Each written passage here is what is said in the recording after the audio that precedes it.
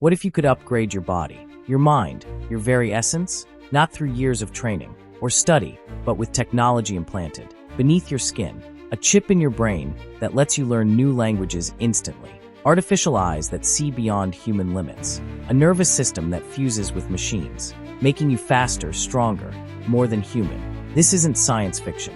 It's already happening. For thousands of years, humans have shaped their environment. We tamed fire, forged tools, built machines. But now, something is different. We're no longer just shaping the world around us.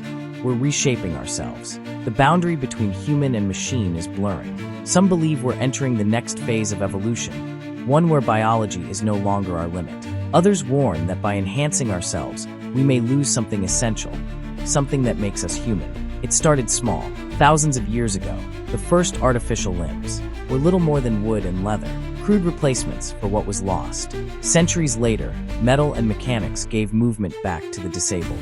Today, robotic arms controlled by thought alone are restoring not just mobility, but touch. A blind man, once trapped in darkness, now sees again through retinal implants. But what happens when these technologies move beyond repair? When they start enhancing what was never broken? What if a prosthetic arm is not only as good as a human one, but better, stronger, faster, capable of feats no biological limb could ever achieve? Would you replace a healthy arm for a superior mechanical one? What about a brain implant that makes you think faster, process information like a supercomputer? Would you say no, if everyone else was saying yes? For now, these are just questions, but soon they will demand answers, because the line between necessity and enhancement is fading, and the age of the cyborg may already be here. So the real question is, when the opportunity comes to upgrade, a thought appears in your mind, a question, an idea. But what if, instead of struggling to remember, instead of searching for the right words, your brain worked like a supercomputer, processing data instantly, recalling information with perfect clarity? What if you could download knowledge like an app, learning new skills in seconds? This isn't just speculation. Scientists are already developing brain implants that could enhance memory, cognition, and even intelligence itself. Imagine a future where brain implants allow us to control devices with thought alone. No screens, no keyboards, just a direct link between mind and machine. Soldiers could react faster in combat. Students could absorb entire textbooks instantly. Workers could master new skills overnight. Some believe this could be the next great leap in human evolution, turning intelligence into something limitless. But with such power comes new dilemmas. If knowledge can be downloaded, will education become obsolete? If intelligence can be enhanced, will there still be a level playing field? And who gets access? Will only the wealthy afford cognitive upgrades, creating a new divide between the enhanced and the unenhanced? If a corporation or government controls the technology, could thoughts themselves be monitored, even manipulated? The possibilities are staggering, the risks just as immense. For now, these technologies are in their infancy, but the questions they raise are not. And more importantly, if given the choice, would you still be you? You close your eyes, and when you open them again, everything is different. Not because you woke up somewhere new, but because you are somewhere new. Your body is gone. Your consciousness, your thoughts, your memories, your very identity now exists in a digital world. You are data, and yet you feel the same. Or do you? This is the promise and the paradox of mind uploading. Scientists and futurists have long speculated that one day we might be able to transfer human consciousness into a machine, effectively achieving digital immortality. Some believe this could be done by mapping the brain's intricate neural connections, the connectome, and replicating it in a synthetic system. Others suggest a gradual transition, where brain implants replace neurons over time, until no biological tissue remains. But if your thoughts and memories continue uninterrupted, in this new form, are you still you, or just a copy? For some, this is the ultimate dream. Freedom from the limitations of the body, the ability to think at the speed of light, to exist indefinitely. For others, it's a nightmare. If a digital version of you can be created, what stops someone else from copying it? Could you exist in two places at once? And if multiple versions of you exist, which one is real?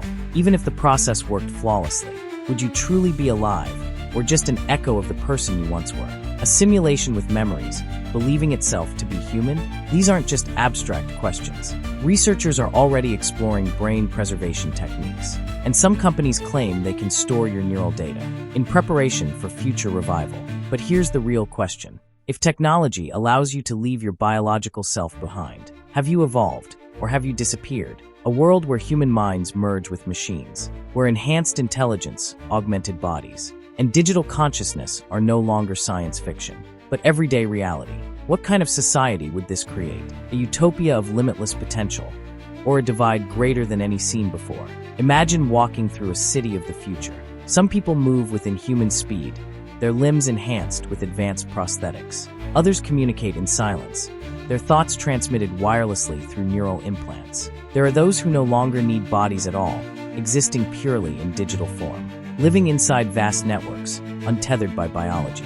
And then there are the unmodified, those who chose to remain fully human, or simply couldn't afford the upgrades. Technology has always created divisions between those who have access and those who do not. But when the gap is no longer just about wealth or privilege, but about the fundamental nature of what it means to be human, what happens to society? Will enhanced individuals become the new ruling class, their abilities putting them beyond competition?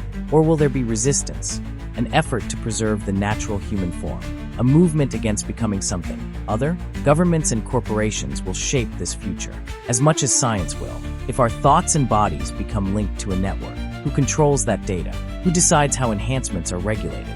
And what happens when intelligence itself, once the great equalizer, becomes a commodity that can be bought, sold, or even hacked? Some believe that this transformation will bring humanity into a golden age, an era of discovery, cooperation, and limitless progress. Others fear that it will lead to an irreversible split, where those who evolve leave the rest behind. But one thing is certain: the choices we make now will define the future of our species. So when the time comes, will you embrace the change or fight to remain human?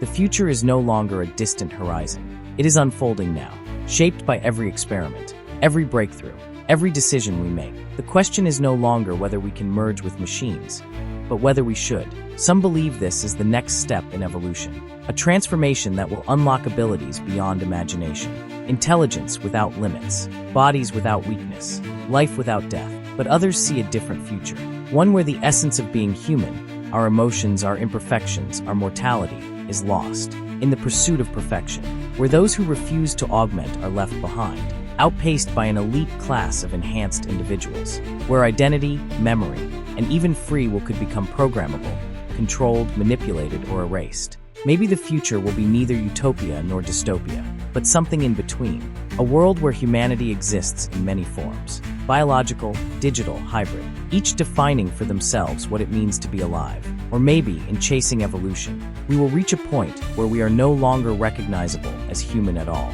No one knows what lies ahead, but one thing is certain: the line between man and machine is fading, and sooner or later, each of us will have to decide: will we embrace the change, or fight to hold on to what makes us human? And when that moment comes, how will you choose? This video has come to an end, but the discovery continues. Check out more content on the channel and subscribe so you don't miss what's next. Thank you for watching.